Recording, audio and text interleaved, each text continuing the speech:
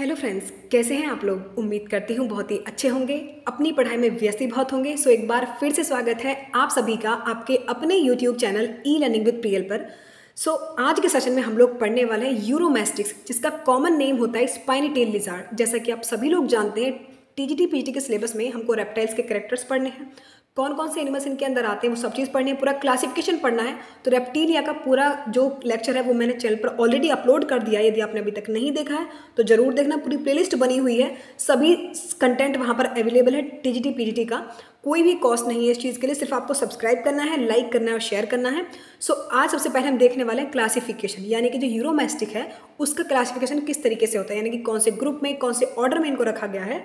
तो फाइलम की अगर हम बात करें तो यूरोमैस्टिक्स कॉर्डेट्स के अंदर आते हैं। सब फाइलम रखा गया है इनको वर्टिब्रेटा में। वर्टिब्रेटा की क्लास रेप्टिलिया के अंदर यूरोमैस्टिक्स आते हैं। ऑर्डर की अगर हम बात करें तो ऑर्डर है इनका स्क्वायमाटा, सब ऑर्डर होता है लेसरटिलिया और जीनस होता है यूरोमैस्टिक्स। क्लासिफिकेशन इंपॉर्टेंट है देखना, बिकॉज क्लासिफिकेशन से ही कई क्वेश्चन पूछे गए यूरोमैस्टिक्स के बारे में, इसलिए अच्छे से नोट करते चलना है एक चीज़ को। हिंदी और इंग्लिश दोनों में ही मैंने सेशंस को लिया है ताकि आपको कोई परेशानी ही ना हो। अब हैबिटेट की अगर हम बात करेंगे, आवास और वासस्थान कैसा होता है, तो कॉर्डेट संघ का ये जीव है, बहुत अच्छे सब लोग जानते हैं। इसको भारतीय सांडा के नाम से जाना जाता है। अगर लोकल लैंग्वेज में बात करें इसको भारतीय सांडा के नाम से भी बुलाते हैं। हमारे जो देश है, जैसे कि उत्तर पश्चिमी क्षेत्र, जैसे कि क्या कहते हैं, कश्मीर वगैरह में, उत्तराखंड में, इनमें रेतीले और कंकरीले भागों में बिलों में पाए जाते हैं। ये एनिमल जो होते हैं कम्प्लीटली शाकाहारी होते हैं। जरूरी नहीं है कि इसके सभी यूरोमैस्टिक्स सभी स्पीसीज शाकाहारी हों, कुछ ऐसे भी होते हैं जो कि छोटे एनिमल्स पर फीड करते हैं। और जो फ्रेश वो होती है ना, जैसे न्यू बॉर्न लिजार्ड जो होती है बिल्कुल फ्रेश, उनको भी उन पर भी फीड करते देखा गया है इनको। तो हैबिटेट इनका कंप्लीटली मिक्सड अप ही होता है, शाकाहारी भी मांसाहारी भी, लेकिन मोस्टली शाकाहारी ही होता है। नेक्स्ट स्पीसीज नेक्स्ट नेचर की बात करें इनके, तो साइज एंड कलर की अगर हम बात करें तो बॉडी जो होती है यूरोमैस्टिक्स की बहुत ही ज़्यादा लंबी होती है, मैसिव होती है और डिप्रेस यानी कि थोड़ी दबी दबी सी होती है, जगह जगह गड्ढे गड्ढे से लगते हैं इनकी बॉडी में। लेंथ की अगर बात करें इनकी बॉडी का जो साइज होता है अप्रॉक्सीमेटली 20 से 30 सेंटीमीटर तक का इनके बॉडी का मेजरमेंट होता है। Colour, general colour of the body, यानी कि बॉडी जो होती है डॉर्सो वेंट्रल होती है, डॉर्सल और वेंट्रल दोनों ही सरफेस इनके बॉडी में होते हैं। डॉर्सल सरफेस जो होता है इनकी ऊपर वाला भाग जो होता है, पीठ वाला भाग, येलो ब्राउन कलर का होता है, जिस पर डार्क स्पॉट यानी कि छोटे छोटे गहरे स्पॉट से होते हैं। और वाइल द वेंट्रल सरफेस, यानी कि जो बिल्कुल वेंट्रल सरफेस होता है वो होता है लाइट पेल, यानी कि थोड़ा हल्के पीले रंग का होता है। ठीक है। और पूरी बॉडी जो होती है, whole body surface is covered with, पूरी बॉडी कवर्ड होती है एपिडर्मल स्केल से, यानी कि इनकी बॉडी जो होती है स्केल्स में डिवाइडेड हुई होती है और छोटी छोटी स्केल पूरी बॉडी पर बनी हुई होती है। ठीक है। नेक्स्ट इंपॉर्टेंट चीज़ इनके बारे में देखते हैं, डिवीजन ऑफ बॉडी। तो यूरोमैस्टिक्स की बॉडी होती है वो डिस्टिंक्ट तरीके से 4 पार्ट्स में डिवाइड होती है। अब वो पार्ट्स कौन कौन से होते हैं वो देख लेते हैं। एक बार इसका स्ट्रक्चर मैं आप लोगों को अगर दिखाऊं, ये पूरा स्ट्रक्चर होता है यूरोमैस्टिक्स का। यूरोमैस्टिक्स दिखने बिल्कुल ऐसा लगती है, आपने देखा हो तो अच्छे समझ गए होंगे आप। ये पार्ट जो होता है जो चौंच से निकली हुई होती है इसको बोलते हैं स्नाउट। ये रीजन जो होता है ना चौंच से, ठीक है, इसको क्या बोला जाता है, ये स्नाउट होता है। नेक्स्ट पॉइंट इसके बारे में अगर हम देखें, ये होते हैं नोस्ट्रिल, यानी कि जो इनके नासद्वार होते हैं। ठीक है। नेक्स्ट बात देखें तो ये होती है इनकी बॉडी पर आई प्रेजेंट होती हैं, और ये हेड वाला रीजन है। बॉडी जो है कंप्लीट डिवाइड होती है 4 पार्ट्स में। एक तो होते हैं हेड, देन नेक, फिर होता है ट्रंक, ठीक है, और देन होती है टेल। तो बॉडी 4 पार्ट्स में डिवाइड हुई होती है। हेड पर आई प्रेजेंट होती है बिल्कुल मिड सेंट्रल में, और ये टिम्पेनम होती है, यानी कि जो आंखें होती है उसके जस्ट नीचे छोटे छोटे से गड्ढे होते हैं जो कि कान को रिप्रेजेंट करते हैं। इनकी टिम्पेनम मेम्ब्रेन जो होती है कान को रिप्रेजेंट करती है, इनके कान प्रेजेंट होते हैं।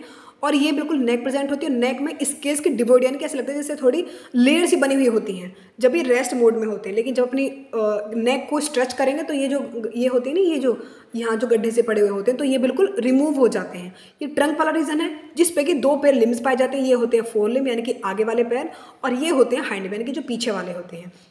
और ये इनकी बॉडी पर छोटी छोटी स्केल्स पूरी बॉडी प्रेजेंट होती हैं, जो कि इनकी ऑफेंस और डिफेंस में मदद करती हैं, और बॉडी से पानी लॉस ना हो उसमें बहुत मदद करती हैं जो स्केल्स रहती हैं। और ये होता है टेल वाला रीजन। टेल वाले रीजन पर आप देख सकते हो बहुत ही ज़्यादा इसको स्पाइन टेल लिजार्ड इसलिए बोला जाता है बिकॉज पूरे ही टेल पर स्पाइंस प्रेजेंट होते हैं, छोटे छोटे से कांटेनुमा संरचना प्रेजेंट होती है इनकी टेल पर, इसलिए इसको स्पाइनी टेल लिजार्ड के नाम से जाना जाता है। ठीक है। और आप यहाँ देख सकते हैं कि जो टेल वाला रीजन होता है टैपरिंग होता है, एंड बिल्कुल इनकी टैपर टाइप होती है, और बेस बिल्कुल मोटा होता है। ठीक है, देख सकते हैं आप यहाँ। तो पूरा स्ट्रक्चर मैंने आपको समझा दिया है। आगे हम इंपॉर्टेंट चीज़ इनके बारे में देखते हैं। 4 रीजन में बांटा गया बॉडी को। 4 रीजन कौन कौन से थे? Head, neck, trunk and tail. ठीक है, अब हेड के बारे में विस्तार चीज़ों को समझते हैं। जो हेड वाला रीजन होता है, इनमें क्या होता है, जो सिर पर आंखें बाहर की तरफ होती है, जो नासा द्वार होते हैं और कान, मुख द्वार, सब चीज़ प्रेजेंट होती है। इनकी आंखों की जो पलकें होती हैं हिलने वाली होती हैं, मूवेबल होती हैं, यानी कि हेड जो होता है बहुत छोटा होता है, ज़्यादा छोटा मतलब बड़ा नहीं होता है, डिप्रेस्ड होता है और रफली ट्रायंगुलर, थोड़ी ट्रायंगुलर सी शेप होती है और उसमें स्नाउट होता है। मैंने दिखाया था चौचरमा संरचना जो थी जिस पर माउथ ही प्रेजेंट था उसको स्नाउट बोला जाता है। ठीक है, माउथ जो होगा एंटी रीजन प्रेजेंट होता है माउथ, और एक वाइड ओपनिंग होती है जो कि किसके, इमूवेबल लिप, यानी कि जो लिप्स मूव नहीं कर सकते, और वो किसके द्वारा कवर्ड होते हैं? स्केल से कवर्ड होते हैं, क्योंकि इनकी पूरी ही बॉडी पर स्केल्स प्रेजेंट रहते हैं। जो नीचे वाला होठ होता है, लोअर लिप जो होता है, ये गोल होता है और इसके जो किनारे होते हैं, जो नीचे वाला होठ है इसके किनारे जो होते हैं, नीचे वाला जो होठ है ये तो राउंड होता है, लेकिन जो ऊपर वाले होठ के किनारे यानी कि मार्जिन जो होते हैं बहुत ही शार्प होते हैं और वो नीचे वाले होठ को कवर करे हुए होते हैं। याद रखना, जो ऊपर वाले होठ के मार्जिन जो होते हैं नीचे वाले होठ को कंप्लीटली कवर करे हुए होते हैं। नेक्स्ट इंपॉर्टेंट चीज़ अगर हम बात करें तो ओवल ओपनिंग होती है एक्सटर्नल ईयर्स की, यानी कि नासाद्वार इनके पाए जाते हैं नाक के पास, मतलब नाक के छिद्र ही जो होते हैं उनको नासाद्वारी कहा जाता है। एंटी रीजन प्रेजेंट होते हैं, स्नाउट बिल्कुल प्रेजेंट होता है माउथ के रीजन पर ही। डिगिंग, यानी कि जब ये अपने बिल को खोदते हैं उस दौरान जो नोस्ट्रिल होते हैं ये बिल्कुल क्लोज हो जाते हैं, एक ओपनिंग सी हो जाती है, म्यूकस लाइनिंग लग जाती है, ताकि एक वाल्व की तरह काम करते हैं ताकि उनको इंजरी ना हो नोस्ट्रिल्स को, तो वहाँ मदद करते हैं वो। एक small Beed like eyes present होती हैं, बिल्कुल दाने नुमा संरचना होती हैं, आइज प्रेजेंट होती हैं बिल्कुल डॉर्सोवेंट्रल, यानी कि मिडिल जो होता है हेड का वहाँ रीजन प्रेजेंट होती है इनकी आइज जो होती हैं। और आइज में जो प्यूपिल पाया जाता है बहुत ही गोल होता है और आइरिस जो होता है लाइट ऑरेंज कलर का होता है। ये क्वेश्चन भी पूछे गए हैं कि जो यूरोमेस्टिक्स की जो आइरिस का है कलर वो कैसा रहता है, तो लाइट ऑरेंज रहता है कलर में। ठीक है, प्यूपिल बिल्कुल गोल रहता है और जो हर एक आई रहती है बिल्कुल थिक होती है, मोटी मोटी आंखें होती हैं और मूवेबल आई, यानी कि बिल्कुल मूव कर सकते हैं वो अपनी आई को। इनफैक्ट इनके पास निक्टिटेटिंग मेम्ब्रेन भी प्रेजेंट होती है जिसको कि थर्ड आई की तरह भी माना जाता है। ठीक है, आईलिड कैसे होते हैं? आईलिड बहुत ही वेल डेवलप्ड होते हैं इनमें। जो लोअर आईलिड यानी कि जो नीचे वाली पलक होती है वो ज़्यादा मोबाइल होती है ऊपर वाली पलकों से। दोनों ही आईलिड जो होते हैं कंप्लीटली आँख को क्लोज कर देती हैं।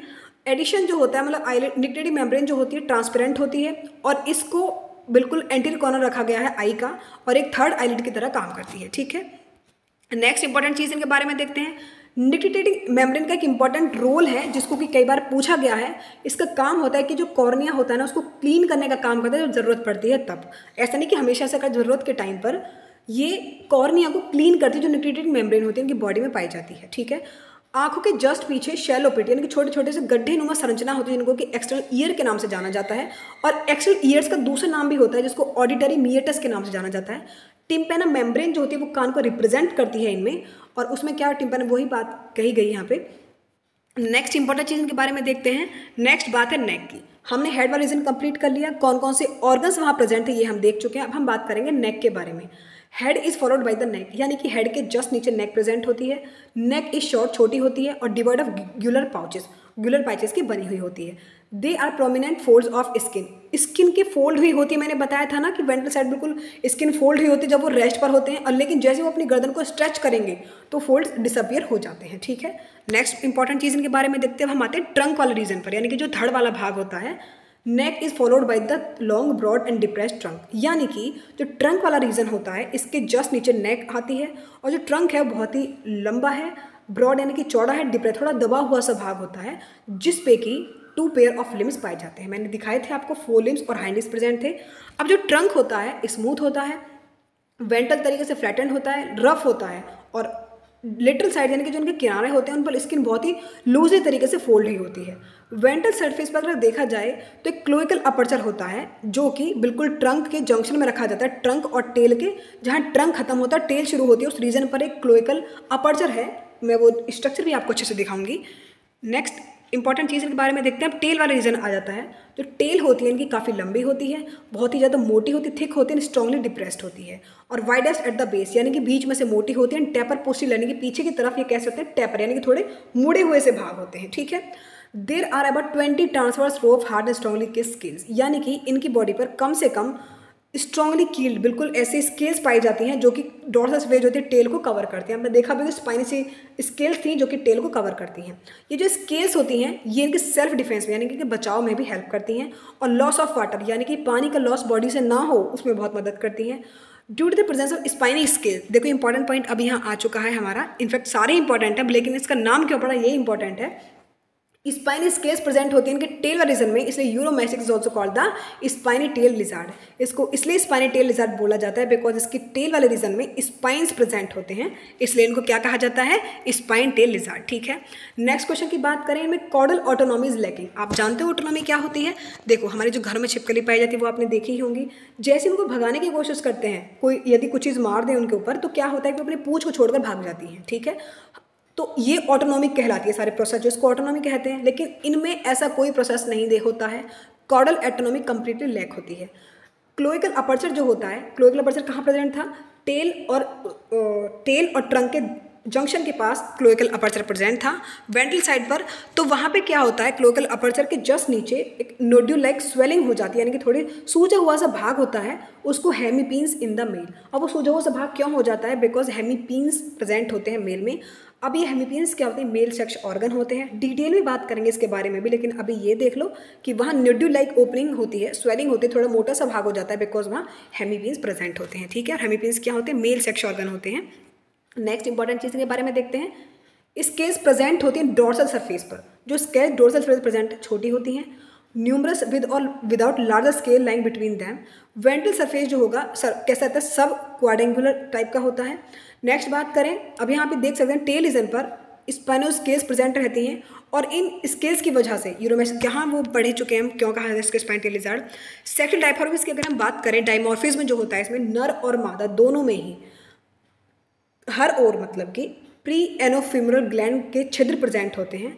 उनसे क्या होता है, ये प्री एनोफिमोरल ग्लैंड जो होती हैं इनसे सिक्रीशन होता है एक सब्सटेंस का, जो कि कॉपुलेशन में यानी कि जब वे फर्टिलाइजेशन करते हैं उसमें बहुत मदद करते हैं। ये नर में जब कॉपुलेशन वगैरह, जो मेल में जो कॉपुलेशन के लिए सेक्स ऑर्गन होते हैं उन्हें हेमीपीन्स कहा जाता है। मैंने आपको पहले ही बताया था ये बात कि अलग अलग सेक्स ऑर्गन होते हैं, लेकिन मेल में क्या होता है, कॉपुलेशन के लिए सेक्स ऑर्गन होते हैं, क्या क्या आता है, हेमीपीन्स कहा जाता है। कई बार ये क्वेश्चन पूछा गया तो इंपॉर्टेंट तरीके से मार्क कर लेना।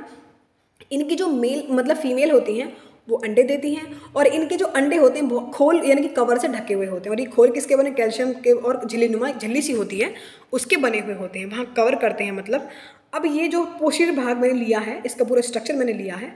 अब आप यहाँ देख सकते हैं ये एब्डोमेन वाला भाग है, ठीक है, और ये होते हैं प्री एनोफिमोरल पोर्स, यानी कि ये छोटे छिद्र प्रेजेंट होते हैं जो कि क्लोएका से लेकर और नी के जॉइंट तक प्रेजेंट रहते हैं। टोटल अगर इन ये छोटे छोटे छिद्र जो होते हैं 9 से 18 तक के छिद्र प्रेजेंट होते हैं, और ये कहाँ प्रेजेंट होते हैं? क्लोएका से नी के पॉइंट तक प्रेजेंट होते हैं।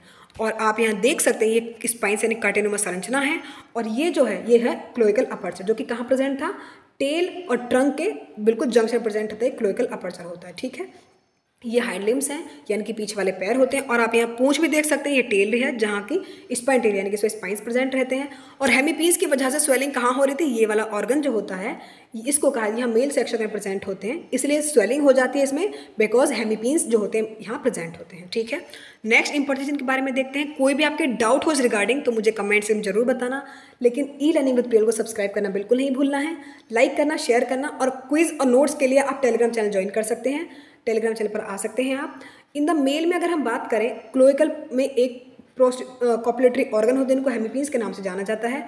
अब ये जो ओपनिंग रहती है, हेमीपीन्स की ओपनिंग होती है प्रोक्टेडियम में, प्रोक्टेडियम इनके भाग होता है, मतलब नीचे पोस्टीरियर पार्ट होता है, उसको प्रोक्टेडियम के नाम से जाना जाता है, उसमें हेमीपीन्स की ओपनिंग होती है। लेकिन आप ये बात याद रखें, हेमीपीन्स जो होते हैं सिर्फ ये मेल के ही सेक्स ऑर्गन होते हैं, फीमेल्स में कंप्लीटली एब्सेंट होते हैं। मेल में अगर हम बात करें तो ब्रीडिंग सीजन में न्यूट्रीलैक स्वेलिंग होती है जो कि क्लोइकल अपर्चर के जस्ट नीचे प्रेजेंट होती है। अब ये फीमेल से कंप्लीट एब्सेंट होती है, बात हम पहले ही पढ़ चुके हैं। इन सबको छोड़कर प्री एनोफिमोरल पोर्स प्रेजेंट होते हैं वेंट्रल सरफेस पर, थाई के पास, मैंने बताया था आपको, जो कि वो भी प्रेजेंट होते हैं, और वो ज़्यादा किस में डेवलप्ड होते हैं? मेल में ज़्यादा डेवलप होते हैं फीमेल की अपेक्षा।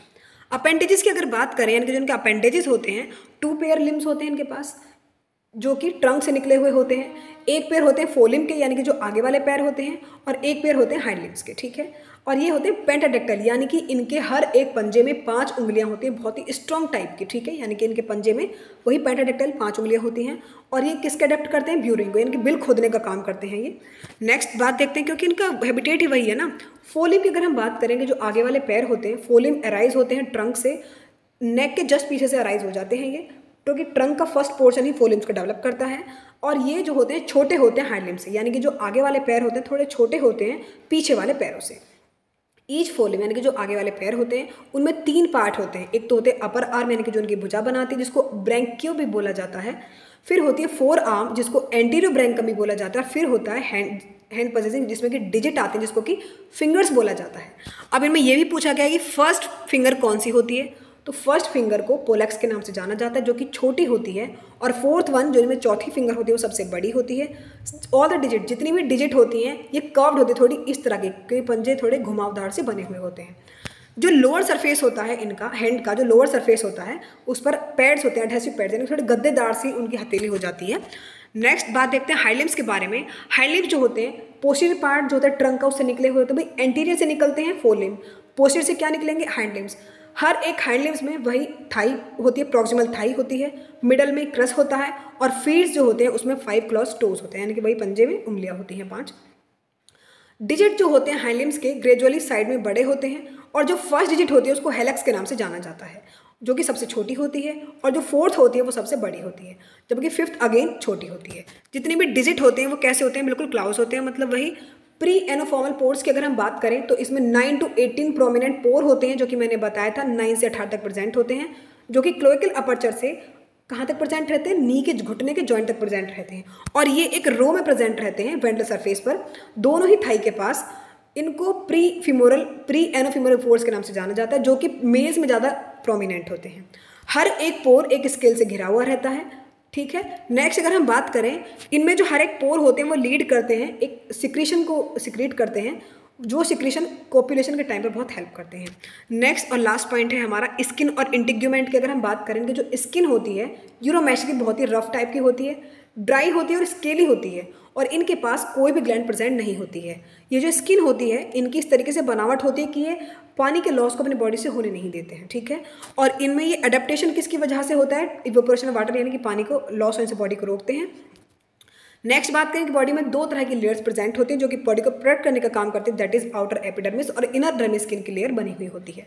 तो कंप्लीट इंपॉर्टेंट सेशन कंप्लीट कर चुके हैं, जो भी पॉइंट इससे पूछे जाते हैं वो सारा प्रोसेस हम यहाँ कंप्लीट कर चुके हैं। इसके अलावा कोई भी आपके डाउट्स हों कमेंट्स में जरूर बताना, वीडियो को लाइक करना, शेयर करना, सब्सक्राइब जरूर करना। तो मिलते हैं ऐसे नेक्स्ट वीडियो, तब तक के लिए बाय, थैंक्स फॉर वॉचिंग।